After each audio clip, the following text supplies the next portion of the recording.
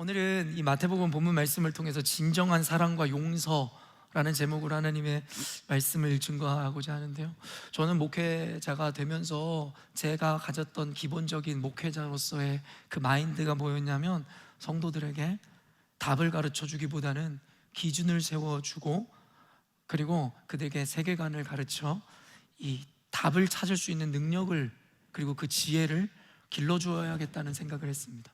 그런 의미에서 우리 열린문교회는 제자 양육에 힘쓰고 목숨 거는 교회라고 이야기하는 게 이와 같은 맥락입니다. 제가 여기 설교단에 서서 목사의 권위로 여러분에게 답을 단순히 전달할 수 있겠죠. 예수님은 구원이십니다.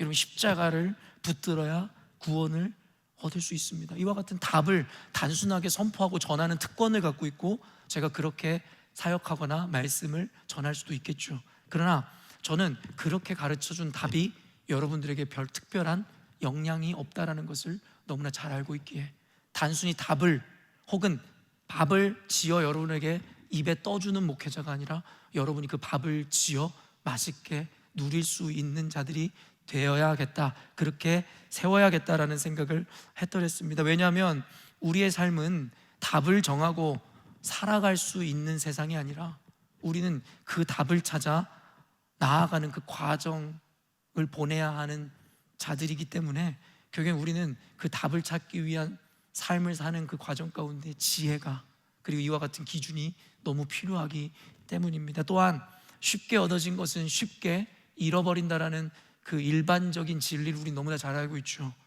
어렵게 힘들게 얻어진 것일수록 가치를 느끼고 소중함을 깨닫게 됩니다. 그런 의미에서 교회에서 너무나 쉽게 여러분에게 답만 가르쳐 주는 건, 결국엔 그 진리가 답이 아니어서가 아니라, 결국에는 그것을 너무나 쉽게 무가치하게 받아들이는 인간의 실존을 너무나 잘 알고 있기에, 오늘 여러분에게 단순히 답을 가르치는 시간이 아니라 여러분에게 그 기준을 세워드리고, 그리고 그 지혜를 나눠드리는 시간이라 저는 믿습니다. 성경이 우리에게 주어진 이유와 목적, 적어도 인간의 관점에서 생각해 본다면 그 목적은 바로 하나님의 구원 역사를 우리들에게 가르치고 밝히기 위함이다라고 정의할 수 있을 것 같습니다. 그래서 성경은 결국에는 한 곳으로 모이게 되어지는데, 이와 같은 구원 역사 가운데 오직 예수 그리스도의 십자가로 인해 우리 가운데 주어진 유일한 구원의 방편, 그렇기 때문에 우리로 하여금 그 십자가를 붙들어 구원을 이루어내라는 메시지를 향하고 있는 것이 바로 성경의 전체적인 맥락인 것임을 우리는 잘 알고 있죠. 많은 목회자들이 설교를 하는데요, 저 역시도 종종 대형교회 목회자들의 설교를 듣기도 하는데요, 대부분의 그들의 성경 강해라든가 메시지의 주를 이루는 것이 바로 교훈적 메시지입니다. 어떤 삶의 지혜, 어떤 교훈, 혹은 도덕적, 윤리적, 그와 같은 메시지들을 전하는 이들을 많이 보게 되는데요, 물론입니다. 성경에는 교훈적이고 우리가 삶을 살아가는 어떤 지혜를 가르치고 있음도 분명합니다. 그러나 다시 한번 이야기하지만, 성경이 우리에게 주어진 가장 주요 목적은 여러분에게 도덕, 윤리를 가르치거나 삶에서 성공하는 어떠한 지혜와 교훈을 가르치고자 했던 목적이 아니라, 바로 우리에게 구원을 주고자 하는 목적에서 성경이 저와 여러분에게 주어진 겁니다. 그렇기 때문에 성경에 등장하는 교훈이든 혹은 삶의 실천에 대한 것은 이 구원에 대한 메시지와 무관할 수 없다는 것을 여러분은 분명히 알아야 됩니다. 말의 지혜를 가르치고 있는 잠언의 이야기를 통해서 성경을 이원분리적으로 구원의 이야기와 삶의 실천의 교훈의 이야기를 분리해서 생각할 수는 없는 겁니다. 결국엔 궁극에는 그 말의 지혜는 우리의 구원을 이루기 위함으로 연결될 수밖에 없다는 것도 여러분은 인정하셔야 된다는 겁니다. 그렇기 때문에 성경에 있는 모든 메시지는 예수 그리스도를 향하게 되어 있고, 구원을 향한 메시지라는 것을 여러분은 다시 한번 확실하게 여러분에게 인식이 되어야 된다는 것을 여러분이 생각해야 한다는 거죠. 그러므로 오늘도 이 구원의 메시지의 관점에서 오늘 말씀을 강해하고 여러분에게 선포할 때에, 하나님의 온전한 구원의 은혜가 저와 여러분에게 임하신 오늘 되시기를 주님의 이름으로 축원합니다. 아멘. 리더 모임을 하고 있는데, 저희 교회는 2주에 한 번씩 토요 새벽 예배를 마치고 저와 함께 2시간 동안 리더 양육 혹은 회의하는 시간을 갔습니다. 그리고 그 모임이 마치면 원하는 이들 함께 모여 카페에 가서 계속해서 연이어 대화를 이어가게 되는데요, 지난 토요일 날 리더 모임 이후에 몇몇 리더들과 카페에 가서 대화를 했던 내용 중에 한 가지가 떠올랐는데요, 무엇이냐면 오늘날에 만연해 있는 잘못된 이 기독교에 대한 인식과 사고에 대한 논의가 이루어졌습니다. 처음에는 이단, 사이비에 대한 비판, 혹은 그들에 대한 이야기와 더불어 더 나아가 천주교, 로마 카톨릭에 대한 이야기, 그리고 그들이 갖고 있는 오류와 위험성에 대한 비판적인 내용들에 대해서도 함께 짧게나마 나눴습니다. 그런데요, 결과적으로 오늘날의 교회를 가장 위기로 몰아넣는 가장 위험한 집단은 천주교도 아니고, 그리고 이단이나 사이비는 더더욱 아니고 바로 같은 개신교 교회, 같은 개신교 집단이라는 결론에 다다랐습니다. 오늘날의 개신교 교회라 하는 집단들 안에서 일어나고 자행되어지는 일들과 더불어 그들의 잘못된 인식을 나누면서 우리 열린문교회가 어디를 향해야 되는지, 그리고 우리 열린문교회를 왜 하나님이 기뻐하시는 교회일 수밖에 없는지에 대해서 함께 공감대를 형성하는 시간이었으리라 저는 생각되어집니다. 결국에는 여러분, 이 시대의 결국 우리 신앙인들의 싸움은 이단과의 싸움도 사이비와의 싸움도 아닙니다. 결국에는 같은 형제이며 같은 집단이라고 여기는 그 개신교 안에 있는 그 개념과 인식의 싸움이라고 저는 확신합니다. 시간이 흐르고 시대가 바뀔수록 교회는 진리를 수호하고 이 믿음을 지키는 것이 너무나 어려운 상황들을 맞이하게 되었습니다. 그리고 앞으로 더 어려워질 것이 자명한 사실입니다. 어떤 이들은 종교 역사를 공부하고 배운 이들은 잔혹한 종교 박해와 핍박이 있었던 그때, 그리고 그 이후에 십자군 전쟁, 그리고 중세 이후에는 100년이 넘는 그 종교 전쟁의 시대를 비교하면서 그때보다는 훨씬 더 수월하고 믿음을 지키고 수호하는 것이 더 편한 것 아니냐라고 반문하는 이들이 여기에 계실지 모르겠습니다. 그러나 물론 표면적으로 보면 종교의 자유가 주어졌고 다른 종교를 가지고 있다고 하여 물리적 핍박이나 박해가 있는 것이 아니기 때문에 이전의 어떤 시대와 비교한다면 훨씬 더 나아진 상황이라고 얘기할 수도 있을지 모르겠습니다. 그런데 그 속 내용을 들여다보면 전혀 그렇지 않습니다. 단순히 종교 생활을 하기에는 더 유리해졌는지는 모르겠지만 진정한 구원을 이루는 신앙생활의 관점에서는 비교할 수 없을 정도로 불리하고 어려운 시간을 맞이하게 되었다는 겁니다. 여러분, 아까도 이야기했지만 성경이 우리에게 주어진 이유는 그 구원을 우리 가운데 전하기 위한 목적입니다. 우리가 교회가 되었으면, 우리가 신앙인이 되었으면 이 구원을 이루기 위함이라는 것이죠.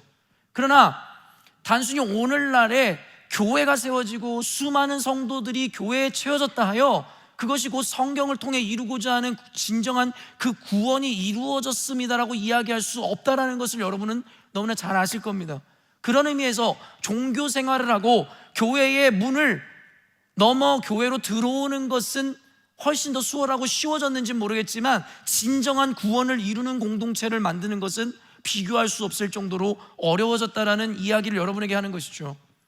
그렇기 때문에 구원의 관점에서 보면 과연 우리가 이전보다 훨씬 더 온전한 신앙생활을 하기에 수월한 시기를 맞이했다라고 할 수 있을까요? 아니면 불리한 시점이다라고 이야기할 수 있을까요?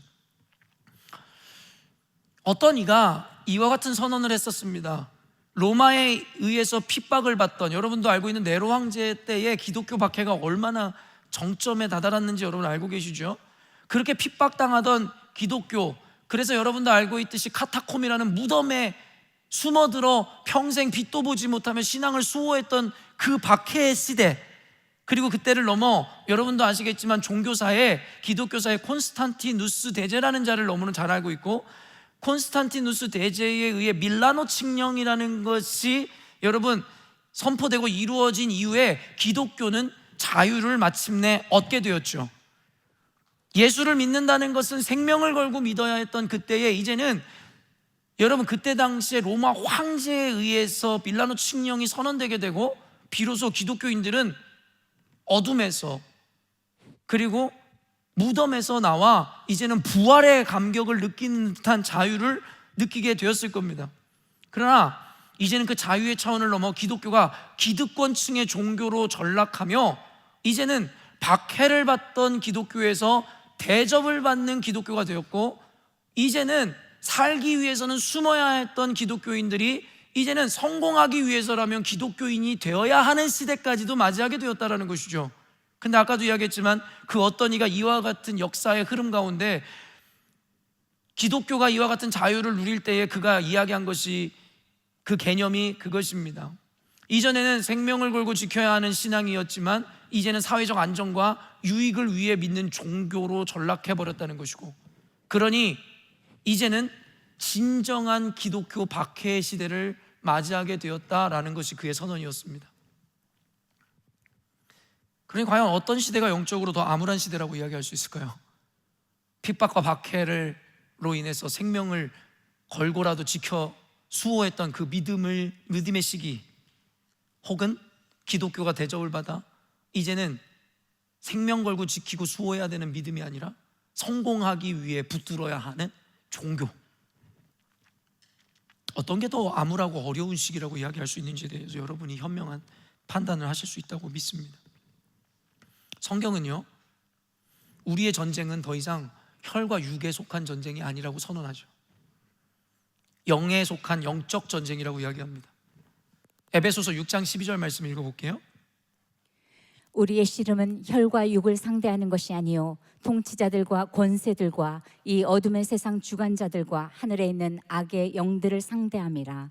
이 말씀 구절은 여러 차원에서 이해되고 해석될 수 있겠으나 단순히 종교 박해나 종교 전쟁의 차원을 넘어 이후에 닥쳐올 더 큰 환난과 교회가 치루어내야 되는 또 다른 형태의 전쟁의 양상을 이야기하고 있습니다라고 저는 해석합니다.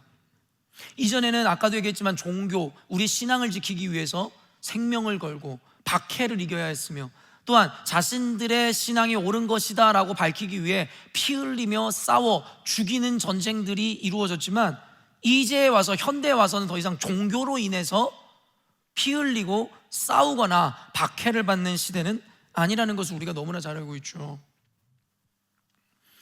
고린도후서 11장 12절에서 15절 말씀인데 제가 한번 읽어드리겠습니다. 나는 내가 해온 그대로 앞으로도 하리니 기회를 찾는 자들이 그 자랑하는 일로 우리와 같이 인정받으려는 그 기회를 끊으려 함이라. 여기서 나라 함은 사도 바울입니다. 나는 지금까지 해온 일을 너희들에게 계속 할 것이다 라고 이야기하고 밝히면서 어떠한 박해와 어려움과 고난, 모욕이 있을지라도 나는 이 일을 하겠노라는 선언을 합니다. 그러면서 그 이유를 뭐라고 이야기하냐면, 기회를 찾는 자들, 호심탐탐 기회를 노리는 자들. 여러분, 가인이 아벨을 쳐 죽인 그 사건에 있을 때에 죄가 너를 원하나? 라고 해석되었던 그 내용 기억하고 계시죠? 그때 여러분, 그것을 형상화하는 단어를 히브리어로 사용했는데 그게 아베크라는 단어라고 여러분에게 언젠가 설명했어요. 이 아베크라는 단어의 의미는 뭐냐면, 호시탐탐 노리고 있다라는 해석된 이 아베크의 원어는 여러분, 사자가 먹잇감을 향해 달려나가기 이전에 웅크리고 있는 그 모습을 상징하는 게 아베크라는 단어입니다. 고양이 혹은 사자가 먹이를 향해 나아가기 전에 웅크리고 있다가 기회를 살피죠. 그러다가 그 기회가 포착되면 뛰쳐나가는 형상을 의미하고 형상한 히브리 원어가 아베크이고, 성경에 가인에게 그 죄의 유혹을 하고 있는 그 상황을 설명하는 것이 이 아베크이고, 죄가 지금 너를 삼키려고 기회를 잡고 있으나 너는 그것을 이겨내라는 메시지를 성경에서 내고 있죠. 여기서 기회를 찾는 자들, 베드로서에는 뭐라고 이야기합니까? 우는 사자와 같이 아가리를 벌리고 너희들을 향해 있는 이들을 조심하라고 이야기하듯이, 사도 바울이 내가 하는 일을 앞으로도 계속하겠다라고 이야기하는 이유가 기회를 찾는 자들, 그와 같은 자들이 그 자랑하는 일로, 자신들이 옳다 여기고 의롭게 여기는 일로 우리와 같이, 그때 당시에 사도 바울이라든가 예수님의 제자들과 같이 인정받으려 하는 것을, 그 기회를 끊으려고 한다라고 이야기하죠. 이 말은 그때 당시에 거짓 사도, 거짓 교사들에 대해서 그가 이겨내고 성도들에게 그들을 밀어낼 수 있도록 내가 하는 일, 가르치는 일을 멈추지 않겠다라고 이야기합니다. 그러면서 연이어서 그런 사람들은 거짓 사도요 속이는 일꾼이니 자기를 그리스도의 사도로 가장하는 자들이니라. 이것은 이상한 일이 아니니라. 사탄도 자기를 광명의 천사로 가장하나니 그러므로 사탄의 일꾼들도 자기를 의의 일꾼으로 가장하는 것이 또한 대단한 일이 아니니라. 그들의 마지막은 그 행위대로 되리라. 여러분, 이 일을 통해서 우리들에게 2000년이 지난 우리들에게 주는 영적인 의미와 교훈과 위기가 뭔지 아세요? 교회라는 이름으로, 목사라는 이름으로, 사도라는 이름으로 자신들이 옳다 여기는 의를 붙들고 나와 진리를 가로막는 자들이 있을 거다라고 이야기하는 것이고, 그 의미에서 사도 바울은 뭐라고 이야기하는 거예요? 혈과 육의 싸움이 더 이상 아니라 이것은 영적인 주관자들과의 싸움인 영적 전쟁이라고 이야기하는 겁니다. 누가 교회 간다고 해서 박해를 받습니까? 교회를 간다고 해서 누가 죽임을 당합니까? 그러나 우리의 싸움은 그때보다 더 치열하고 그때보다 지켜내기가 더 어렵다는 겁니다. 왜냐하면 성경은 그와 같은 악인들을 미혹의 영이라고 이야기하기 때문입니다. 우리를 속이는 영이라는 거예요. 단순히 선과 악의 싸움이라고 인식한다면 우리가 그것도 이겨내기 힘들겠으나 의로 붙들어 싸우는 이들이 혹 있을지 모르겠어요. 그러나 우리가 속는다는 겁니다. 뭐가요? 그들이 옳게 여기고 자랑하는 일들로 말입니다. 여러분, 이 개념 지금 잘 인식하면서 설교를 들으셔야 됩니다. 물론 표면적으로 보면 종교의 자유가 이미 주어졌고 다른 종교를 가지고 있다고 하여 물리적 핍박이나 박해가 있는 것은 아니기에 이전보다 훨씬 수월해지고 나아졌다라고 이야기할지 모르겠지만, 여러분, 다시 한번 이야기하면 이제는 그 믿음을 지키고 수호하는 것 자체가 너무나 어렵고 불리한 시기가 되었다는 거예요. 결국 복음 전파를 회방하고 구원을 가로막는 악한 존재들은 스스로를 헌신자이며 사도로 속이고 스스로 가장 하나님을 사랑하는 자로 인식시키며 천사와 같은 모양으로 가장하여 온갖 선을 행하는 자들로 우리의 인식되어 찾아오게 된다라고 이야기하고 있는 것이죠. 결국 이와 같은 메시지가 주는 교훈이 무엇이겠습니까? 보이는 것을 주의하라는 겁니다. 얼마 전에도 여러분에게 그 죄에 대한 속성 이야기했죠. 안목의 정욕과 이생의 자랑. 여러분, 보이는 것을 주의하십시오. 이건 단순히 피지컬리 본다의 개념을 넘어 우리가 느끼고 공감하는 것을 주의하라는 겁니다. 혹은 옳게 여기는 것을 경계하라. 여러분이 옳게 여기는 것조차도 경계하라는 거예요. 왜요? 그와 같은 모양으로 올 것이다라 이야기했기 때문입니다. 오늘날의 기독교 관념과 문화 가운데 저는 하나님이 전혀 기뻐하시지도 않고 의도하지도 않았을 것이 버젓이 기독교의 아름다운 문화나 개념으로 인식되고 가르쳐지는 것을 보게 됩니다. 여기서 이야기하는 것은 전혀 하나님이 의도한 것도 아니고 하나님이 기뻐하실 것도 아닌데 우리들끼리 하나의 기독교 문화로 형성하고 오름으로 만들어낸 개념이 너무나 많다라는 것입니다.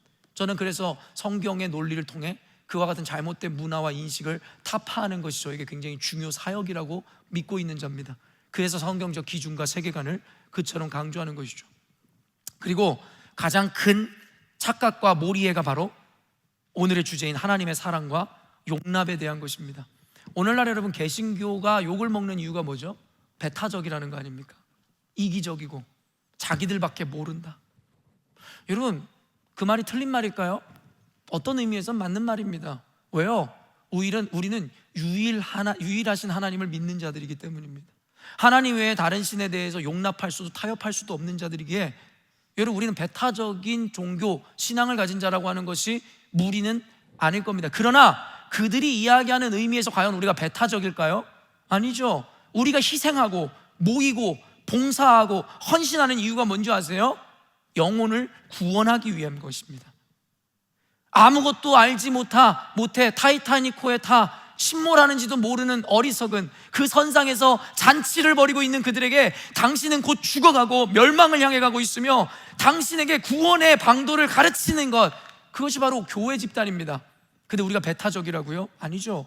우리만큼 이웃을, 세상을 사랑하는 집단은 없다라고 여러분들에게 감히 이야기할 수 있을 것 같습니다. 그럼에도 불구하고 개신교에 대한 세상의 인식은 이기적이고 배타적이다. 힌두교를 봐라, 불교를 봐라, 심지어는 천주교를 봐라. 얼마나 수용적이고 포용적이냐. 쟤네들은 다른 종교에도 구원이 있다라고 해서 그 구원의 개념마저도 확장시키고 다른 종교인들에 대해서 얼마나 배려를 하느냐. 여러분, 포스트 모더니즘의 시대관념과 맞아떨어져 다원주의적이고, 여러분, 이와 같은 개념들이 세상 가운데 있을 때 가장 그들에게 합리가 되고 당연하게 받아들여지는 개념들을 오늘날의 종교가 펼쳐 보이고 있는 것이죠. 근데 이것까지는 좋습니다. 어차피 그들은 온전한 진리를 수호하는 집단이 아니니까 말입니다. 그런데 개신교라 하는 교회들마저도 이제는 그 심각한 문제에 합류하기 시작했죠. 이제는 개신교 안에 퀴어 신학이라는 것을 만들고, 그러므로 말미암아 예수님도 동성애자였고, 결국엔 동성애자들을 사랑하는 것이 하나님의 사랑의 근본적인 의미다라고 이야기하기 시작하고, 여러분, 그것을 개신교의 이름으로 버젓이하고 있는 교회들이 이제는 다원주의, WCC나 NCCK나 WEA에 가입된 교회들이 이제는 과반을 넘어가기 시작하고, 성도들에게는 아무것도 가르치지 않은 채로 자신들이 진행하는 그 일들에 대해서 성도들은 그저 묻어지게 함으로 이제는 그 악한 일이 거의 성공에 다다른 것 같이 보이는 오늘날의 세상이죠. 그럼에도 불구하고 여러분들에게 이 위기를 이야기하면서도 담대하게 개런티하고 선언할 수 있는 건 무엇이냐면, 여러분, 교회는 승리합니다. 믿으십니까? 분리할 수는 있고 과정 중에 좌절과 어려움은 있을지언정 반드시 승리합니다. 이유는 무엇이냐면, 대세가 기울었다 한들 하나님이 우리 편에 서 계시면 그 소수는 늘 승리해왔기 때문입니다. 그렇기 때문에 우리 열린문교회의 역할과 사명이 뭔지 아십니까? 대세가 기울어진다 한들 우리는 그 대세에 합류하는 것이 아니라 오직 여호와 하나님을 붙들고 말씀에 근거하여 이 외로운 싸움을 싸워 나가는 겁니다. 그러면 반드시 하나님은 우리에게 승리를 주시게 되는 거죠. 이 승리는 그들을 쳐 죽이고 싸워 이기자라는 이야기가 아닙니다. 이 진리를 수호하여 그들에게 이 복음의 진리를 온전히 전해야 된다라는 개념이다라는 것을 여러분이 기억하셨으면 좋겠습니다. 오늘 본문은 오늘날의 교회가 설교하거나 가르치기 꺼려하는 본문입니다. 어떤 이들은 오늘 본문에 대한 강해라든가 설교를 들어본 적도 없는 이들도 있을 겁니다. 왜냐하면 내용 자체가 오늘날의 교회와 성도들이 듣고 싶어하는 내용이나 개념이 아니기 때문입니다. 바로 교회의 치리 규정에 대한 내용을 담고 있기 때문이죠. 그런데 너무 아이러니한 게 뭔지 아세요? 오늘 본문을 보시면, 성경을 보시면 빨간색으로 기록되어 있죠. 성경을 아는 분도 아시겠지만 빨간색으로 기록됐다는 건 뭘 의미하죠? 예수님이 직접 말씀하시고 가르쳤다는 겁니다. 물론 사도 바울이라든가 그 외의 사도들이 기록한 것도 성령에 의해 쓰여졌기 때문에 우리는 진리라고 믿고 수호하는데, 빨간 글씨로 적어진 거는 예수님이 직접 말씀하심에 대한 기록이라고요. 그런데 오늘날의 교회의 인식과 철학, 사고관념으로 인해 그 예수님이 말씀하신 것조차도 곡해하거나 아니면 비겁한 이유로 사람들에게 전하지를 않죠. 이게 바로 오늘날의 교회들의 실태인 겁니다. 많은 이들이 교회의 칠이라는 용어에 대해서 잘못 이해하는 분들이 있는 것 같아요. 여러분들 중에도 교회의 칠이라는 단어에 대해서 잘 모르시는 분들이 대부분인 것 같은데요, 여러분, 많은 분들이 칠이라고 하면 성도를 교회에서 쫓아내는 것에 대한 단어라고 생각하는 분들이 계신데 전혀 그렇지 않아요. 칠이라는 것은 뭐냐면, 교인으로서 교회의 질서나 교리에 불복하거나 불법한 자에 대하여 교회가 증거를 수집하고 이를 바탕으로 심사하여 책벌하는 것을 가르친다라는 게 사전적 정의입니다. 칠의에 대해.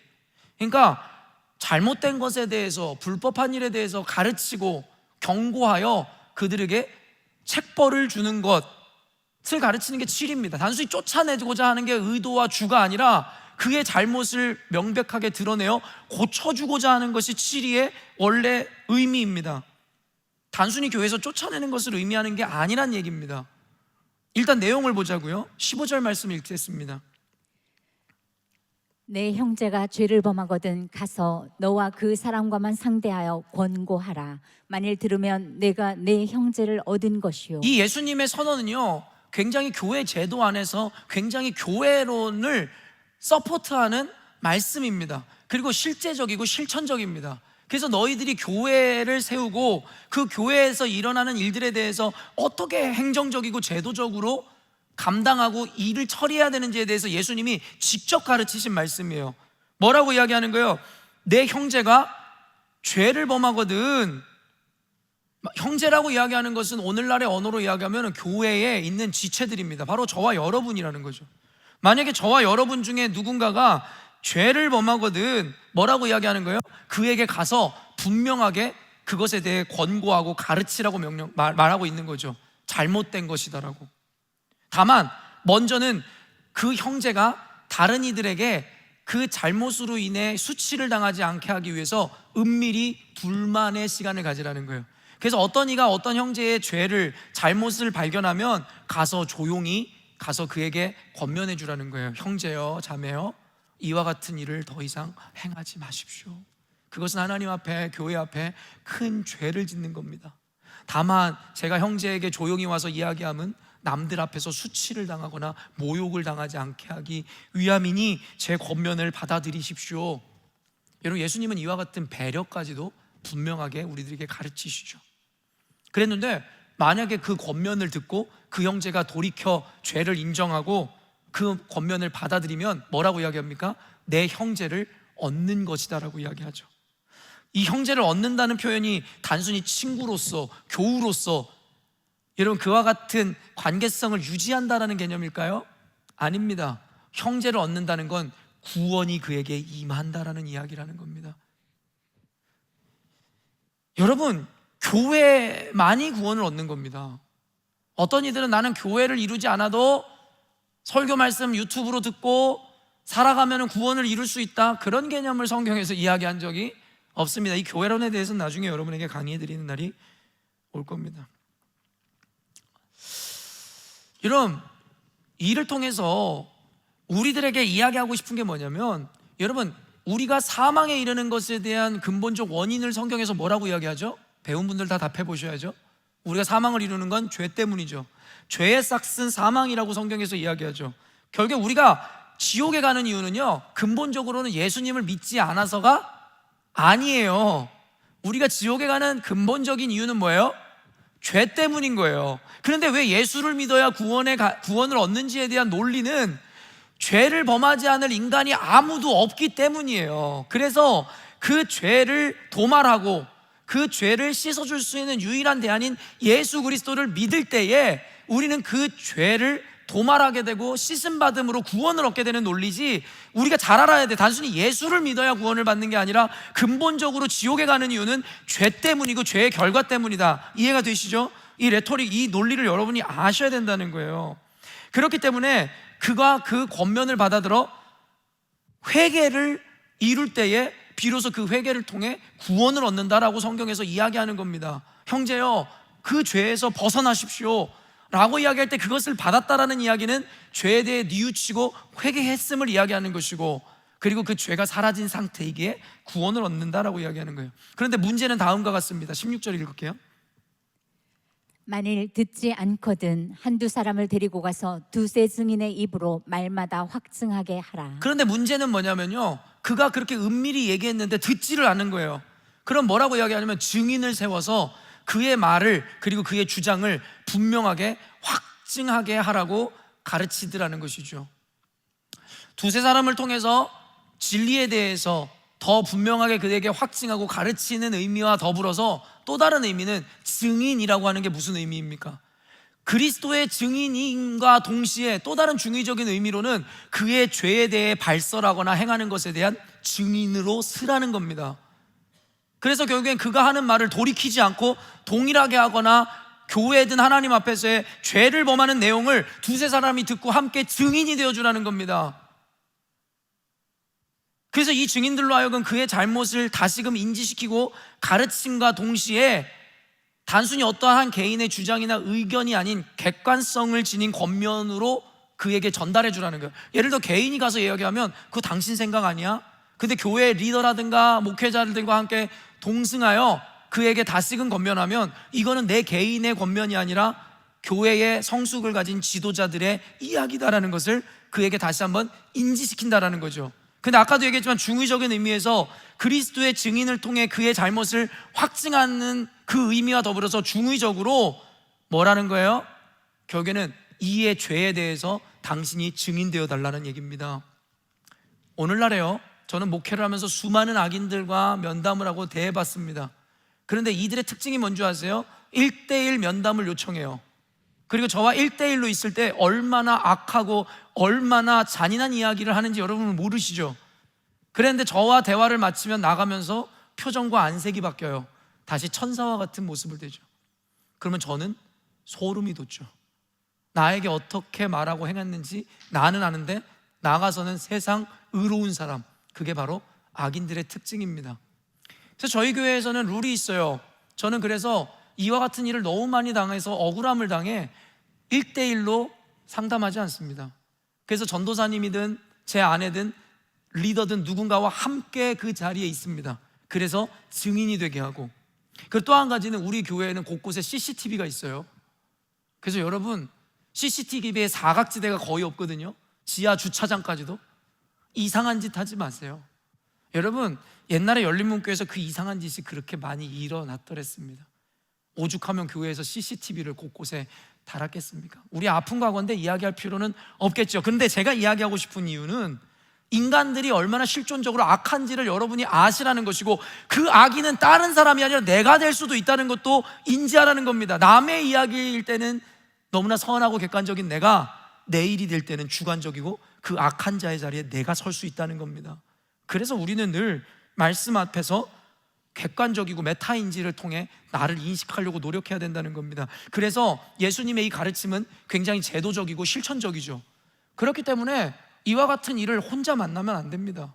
처음에는 겉면에서 말이 들지 않을 것 같으면 꼭 증인과 함께하여 그가 한 얘기에 대해 당장 나오면은 다른 이야기를 하게 되어 있거든요. 근데요, 그럼에도 불구하고 17절 말씀 한번 읽어보겠습니다. 만일 그들의 말도 듣지 않거든 교회의 말하고 교회의 말도 듣지 않거든 이방인과 세리와 같이 여기라. 이제 두세 사람의 증인과 성숙한 리더들의 이야기도 듣지 않아요. 그럼 뭐라고 이야기하는 줄 아세요? 교회에 말하라는 거예요. 교회에 말하라는 게 뭘까요? 목사한테 이야기하라는 걸까요? 아니요, 공중에서 선포하라는 겁니다. 공중에서 이와 같은 죄인과 악인이 우리 무리 가운데 있다라는 것을 선언하라는 거예요. 그럼에도 불구하고 뭐라는 거예요? 교회의 말조차도 안 들은 거예요. 그럼 뭐라고 이야기합니까? 이방인과 세리와 같이 여기라. 이게 이제 충격적인 거죠. 개인의 말도 듣지 않고 증인들의 권면도 듣지 않고 심지어는 교회의 이야기까지도 듣지 않는다면 더 이상 형제가 아니라는 거죠. 사실 그건 맞는 거잖아요. 여러분, 여기 교회 강제로 오신 분이 있으세요? 여러분이 모두가 믿음이 있는지 어떤지는 전 잘 모르겠습니다. 그럼에도 불구하고 여러분이 강제로 여기 와서 앉아있는 사람은 없잖아요. 마음이 맞득지 않든 그렇게 유쾌하진 않든 어떤 이유와 목적에서든지 여러분 스스로가 이곳에 왔잖아요. 근데 로마에 가면 로마의 법을 따르라는 그와 같은 말처럼 저는 이와 같은 개념으로 여러분에게 설명하고 싶지 않지만, 누가 등 떠미러 온 게 아니라 여러분이 어떤 이유에서든 교회에 왔다면, 지난주에도 얘기했지만 여러분이 어쨌든 교회의 룰과 질서를 따르고 그 교회에서 가르치는 말씀과 그 교리를 배워보겠나라는 의지와 순응하겠노라는 태도로 어떤 집단에 여러분이 오는 거 아니에요? 여러분이 하다못해 세상의 동호회든 어떤 세상의 모임에 갖다 칩시다. 거기에서 여러분 마음대로 할 수 있는 것이 아니라 그 조직과 그 모임의 목적과 룰에 따라 여러분이 순응하기로 결정하고 그 클럽에 가입하는 거 아닙니까? 근데 오늘날의 교회는요, 이와 같은 이야기를 하는 것까지도 주저하고 꺼려합니다. 왜 교회가 그와 같은 이야기를 못합니까? 골프 클럽에서도 테니스 클럽에서도 자기들의 룰과 규칙을 못 지키면 당신은 멤버십에서 제외됩니다라고 이야기를 하는데, 단순히 취미생활도 아니고 인간의 생명과 구원을 논하는 자리에서 왜 그런 이들에게 명확하게 이야기하지를 못하는지를 이해하지 못하죠. 그런데 문제는 이것입니다. 바로 오늘날의 시대관념의 저죠. 사랑과 용서라는 개념을 전혀 잘못 받아들인 교회가 그런 자들이라 할지라도 용납하고 사랑해야 되는 게 예수님의 사랑 아닙니까? 라는 말도 안 되는 비성경적인 이야기를 하나의 문화와 인식화시켰기 때문이다라는 것이죠. 이 이야기를 다른 사람이 한 겁니까? 예수님이 하신 말씀이에요. 그렇다면 그와 같은 자들은 자신들이 예수님보다 의롭고 예수님보다 선하며 예수님보다 사랑과 용서에 그와 같은 덕목을 더 갖춘 자들이라고 착각하는 걸까요? 말씀의 논리를 여기서 끝내는 게 아닙니다. 더 들어보세요. 이방인과 세리와 같이 여기라는 이 예수님의 말씀은 그때 당시에 관용적인 의미에서 뭐라고 유대인들에게 받아들여졌겠어요? 바로 구원을 받을 수 없는 집단과 다를 바가 없으며, 그들에게 그 당시에 이방인과 세리라는 것은, 세리는 악한 자라는 것에 대한 대명사였습니다. 그렇기 때문에 그들을 죄인과 더불어 악인과 같이 여기라 이야기하는 겁니다. 그들에겐 구원이 없는 자와 같이 여기라고 이야기하는 말입니다. 즉 교회에서 추방하고 치리하라는 가르침입니다. 이를 입각해서 교회론에 있어 이 치리에 대한 이 명령이 있는 것인데요, 굉장히 실천적이고 제도적인 가르침이고, 이를 근거로 교회에서는 치리 제도라는 게 있는 겁니다. 여러분, 교회에는 공식적으로 이 치리 제도라는 게 있습니다. 다시 한번 이야기하면, 이는 다른 누가 말한 것이 아니라 예수님이 직접 말씀하시고 명령한 겁니다. 우리의 판단의 여하에 따라 따르고 말고의 개념이 아니라 명령인 것입니다. 그러나 오늘날에는 예수님의 직접적 명령임에도 불구하고 자신들의 시대관념이나 해석 그리고 판단이 더 앞서고 옳은 시대가 되어버렸죠. 그게 다원주의자들의 주장 아닙니까? 동성애자들을 사랑하자는 자들의 주장 아닙니까? 예수님이, 하나님이 분명히 죄라고 명시하셨음에도 불구하고 시대적 관념과 자신들의 판단과 옳음의 기준으로 말미암아 그것을 뒤엎어서 그들을 사랑하고 용납해야 된다고 이야기하죠. 그래서 예수님의 말씀보다 자신의 옳음과 선함이 더 우선순위가 된 자들, 제가 언젠가도 이야기했지만 어떤 한 목사가 그런 고백을 하는 걸 들었어요. 자신의 목회 인생에 실이란 없다. 저는 그 이야기를 들으면서 어떤 이들은, 와, 우리 목사님은 교회에서 추방하거나 교회에서 책벌하는 것을 안 하신대, 너무 사랑과 죄송합니다, 욕망이, 사랑과 용서에 그와 마음이 너무나 넘치는 사랑의 목사님이야 라고 여러분은 인식할지 모르겠지만, 저는 그 이야기를 들으면서 그런 생각이 들었어요. 예수님이 명하신 것을 자신이 얼마나 의롭고 선하기에 자신의 인생에서는 예수님의 말씀이어도 이 일을 따르지 않겠노라고 선언할 수 있는지에 대해서 저는 굉장히 놀라웠습니다. 이는 자신이 예수님보다 더 자비하고 사랑이 많은 존재임을 자처하는 것과 다름이 없는 것이죠. 그러나 우리는 이와 같은 개념에는 관심 없이 그와 같은 목사를 칭송하고 따르죠. 이것이 바로 어그러지고 왜곡된 진리에 대한 편견과 인식을 그대로 드러내는 장면일 것입니다. 그러면서 그들이 내거는 주장은 예수님은 사랑과 용납을 우리에게 보이셨고 가르치셨다는 것이고, 그렇기 때문에 우리도 당연히 교회를 용납하고 죄인을 사랑해야 된다는 개념으로 연결시킵니다. 과연 그들의 주장이 합당한 것일까요? 여러분, 아이러니하게도 오늘 본문의 앞뒤 문맥을 살펴보면 뭐가 있는지 아세요?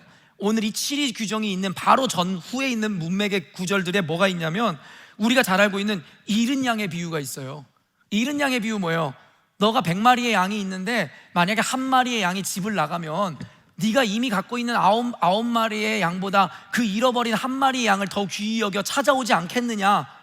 이걸 통해서 목사들이 뭐라고 설교합니까? 한 영혼에 대한 귀함, 영혼에 대한 사랑, 그와 같은 비유로 이 비유를 사용하죠. 이거 한 가지 기억하세요. 그리고 그 뒤에는 어떤 내용이 나와요? 바로 용서와 용납에 대한 메시지가 나옵니다. 그러면서 구체적으로 어떤 비유가 나오냐면요, 빚을 탕감받은 악한 종의 비유.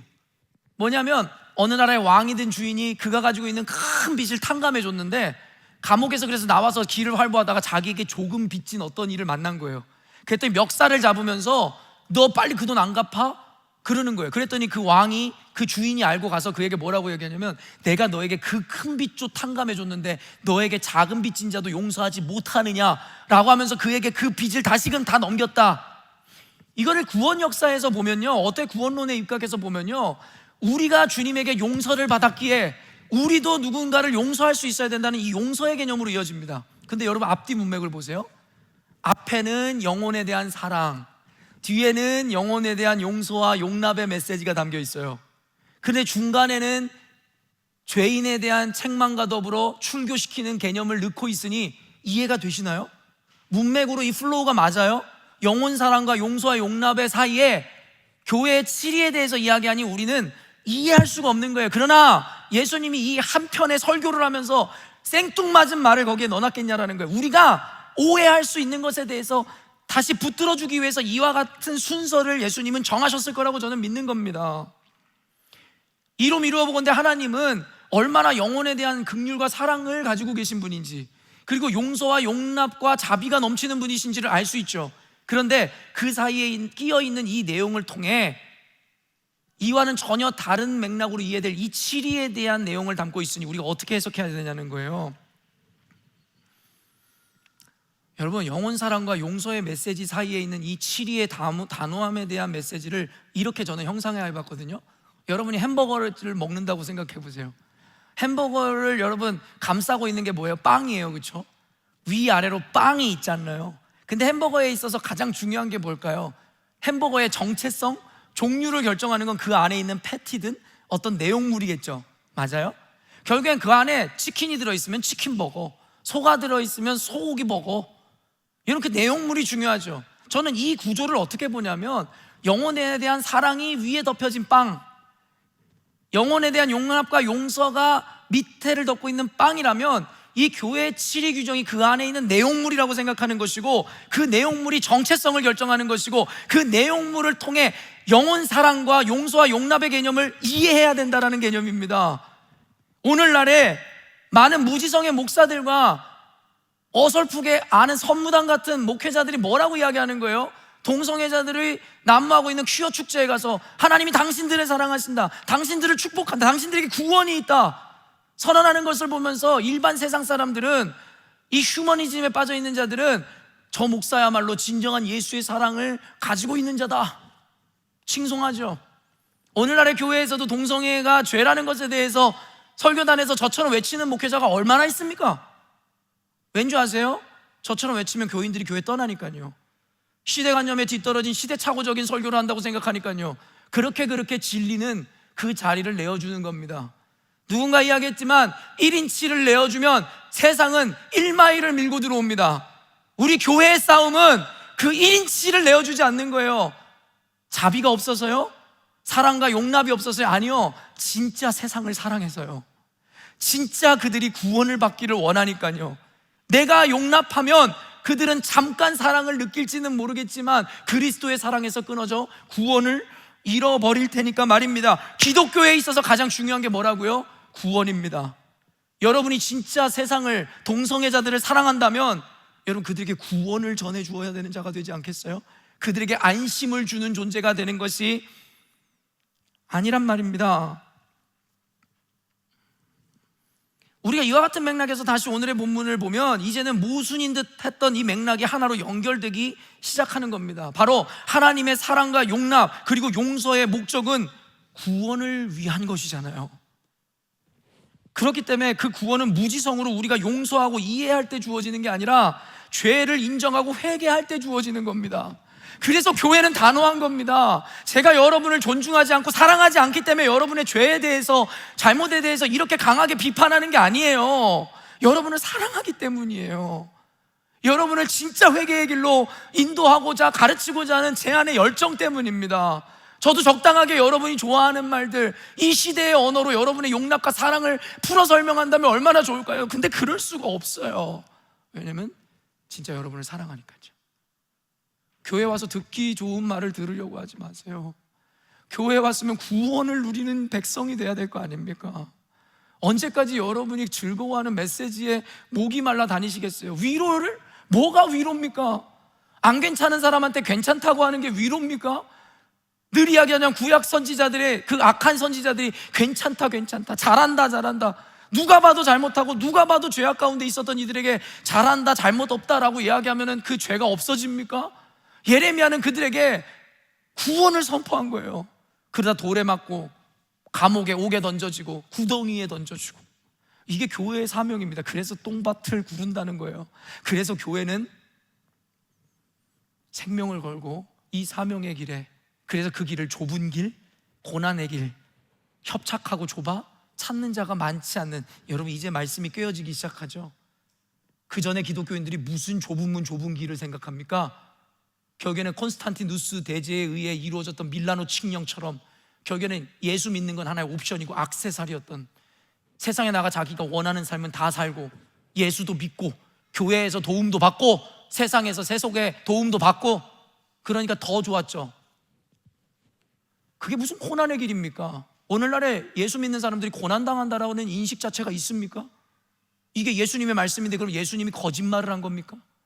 우리가 고난받아야 된다는 그 의미가 이제는 뭔지 아시겠습니까? 사람들이 싫어해도 복음을 전하는 거예요. 그들이 기뻐하지 않는데도 진리를 전하는 거예요. 그래서 그들에게 미움을 받고 때로는 따귀를 맞고 억울함을 당하고 비난을 당해도 우리는 그 일을 하는 겁니다. 아까 사도 바울이 이야기한 것처럼 나는 내가 해야 하는 일을 계속 하겠거니와. 그게 우리 열린문 교회입니다. 그게 여러분의 사명이어야 합니다. 고로 우리가 정말 영혼을 사랑한다면 그들의 죄를 용납하고 그저 용서하는 것이 아니라 그 죄를 밝히고 인정하도록 가르쳐 주어 그 죄를 회개하는 것이 바로 진정한 사랑이고 용납입니다. 저는요, 동성애자들을 사랑합니다. 레즈비언 그리고 트랜스젠더를 사랑합니다. 그들을 사랑합니다. 그들의 죄를 사랑한 적 없습니다. 그들의 죄를 용납한 적 없습니다. 그래서 그들에게 독한 메시지를 전하는 겁니다. 왜냐하면 그들을 사랑하니까. 우리 교회는 살인자도 와야 하고 동성애자도 와야 하고 트랜스젠더도 와야 하는 교회라고 저는 믿습니다. 왜냐하면 그들에게 구원이 필요하니까요. 그들이 오면 언제든지 웰컴할 겁니다. 그러나 그들을 받는다는 것이 그들의 죄를 용납했다는 이야기가 아닙니다. 우리 교회는 그런 이들이 와야겠으나 그 죄를 회개할 때에 가족으로 용납받게 되는 겁니다. 여러분, 이 사랑과 용납의 개념을 분명히 하세요. 우리 열린문 교회들은 그들을 혐오하는 집단이 아닙니다. 그들을 사랑하는 집단입니다. 다만 그들의 죄를 혐오하고 인정할 수가 없는 것입니다. 왜요? 근본적으로 그들에 대한 영혼을 사랑하기 때문입니다. 구원하길 원하기 때문입니다. 오늘 본문을 보면요, 여러분 위에 소제목이 있어요. 오늘 본문에 소제목인데 그 소제목 옆에 가로치고 뭐라고 되어 있어요? 조아라 지사님 보여요? 가로치고 뭐라고 되어 있어요? 누가복음 17장 3절이라고 되어 있어요. 이게 뭐냐면요, 바로 평행성구라는 거예요. 사복음서는요, 예수님의 이 행적에 대해서 각자 다른 관점으로 쓰여졌잖아요. 그런데 평행성구라고 하여 같은 사건을 각자가 본 시각으로 기록되어 있는 것이 각자 써여 있어요. 그게 17장 3절인데 누가복음 17장 3절 한번 읽어볼게요. 너희는 스스로 조심하라. 만일 내 형제가 죄를 범하거든 경고하고 회개하거든 용서하라. 제가 했던 오늘의 설교 그리고 오늘 그 본문의 그 장황하고 긴 내용을 한 절로 추각한 게 누가복음 17장 3절입니다. 이게 평행성구예요.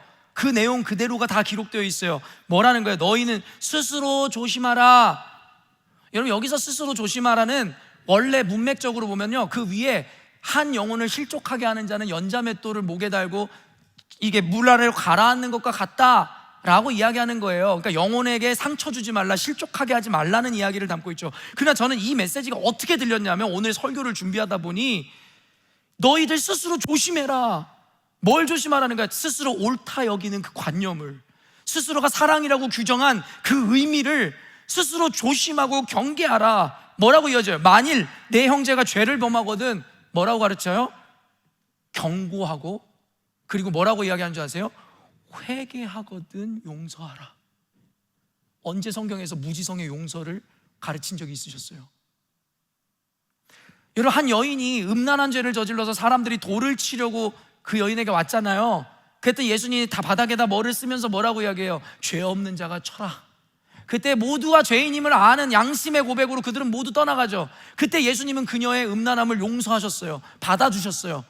그 영혼을 받아들이셨다고요. 근데 예수님 뭐라고 얘기하세요?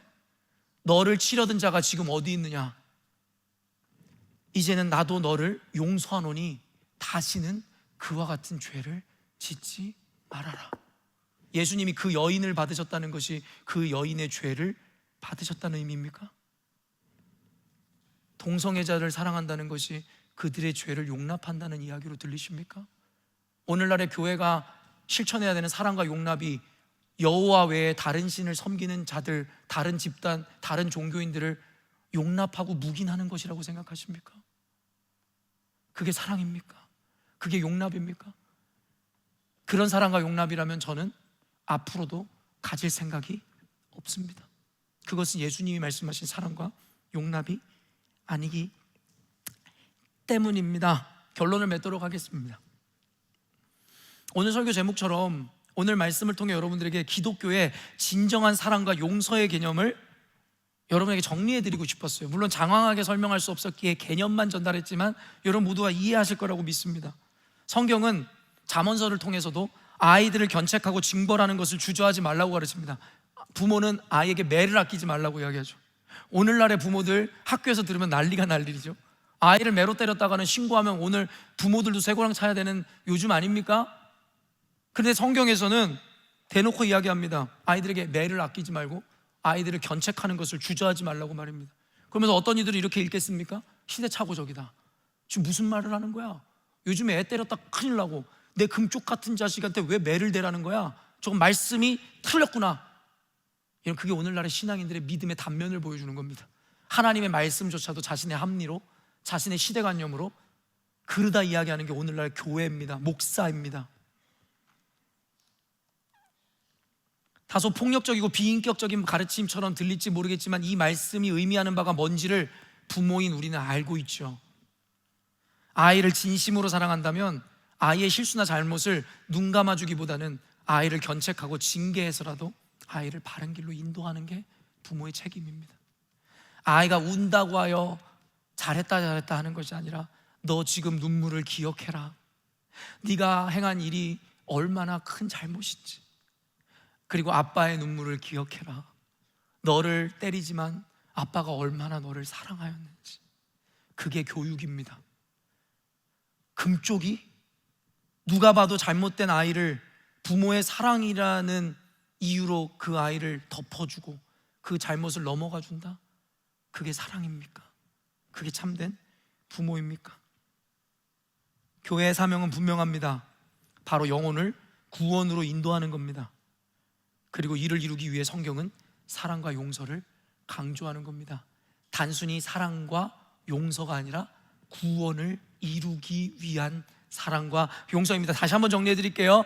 단순히 사랑과 용서가 아니라, 이 시대의 시대주의자들이라든가 일반적인 박애주의자들이 이야기하는 사랑과 용서가 아니라 구원을 이루기 위한 사랑과 용납. 그렇기 때문에 구원을 이루기 위해는 죄가 도말하고 사라져야 하고, 죄가 사라지기 위해서는 그에게 분명히 책망하고 그의 잘못을 가르쳐 주어 그가 회개의 자리로 돌아갈 때에 구원이 임하는 겁니다. 여러분, 똑바로 신앙생활 하세요. 그리고 똑바로 전도하세요. 그리고 똑바로 사랑과 용납의 개념을 정리하세요.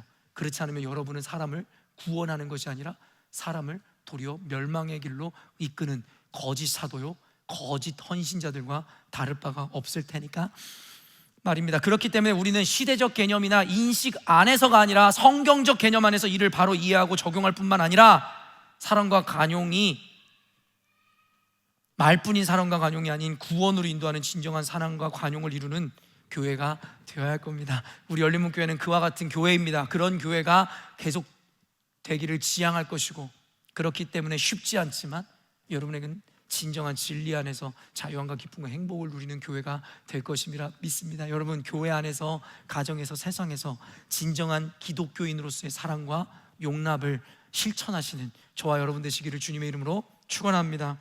기도하겠습니다.